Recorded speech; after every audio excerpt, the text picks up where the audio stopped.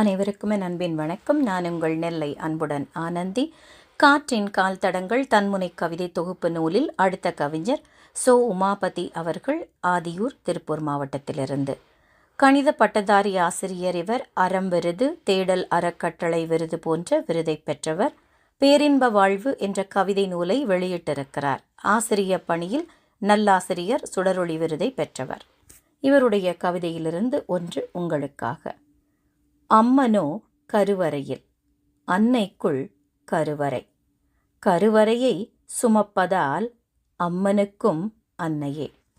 ரொம்ப அழகாக ஒரு வார்த்தை விளையாட்டு மாதிரி எழுதியிருக்கிறாரு. ஒரு தெய்வம் குடியிருக்கக்கூடிய இடத்த கருவறைன்னு சொல்கிறோம். அந்த கருவறை ஒரு குழந்தையை சுமக்கக்கூடிய அன்னைக்குள் இருக்கிறது.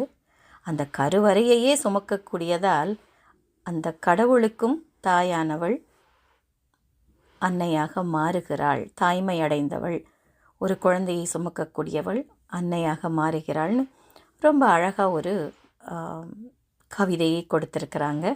கவிஞருக்கு வாழ்த்துக்கள். நன்றி.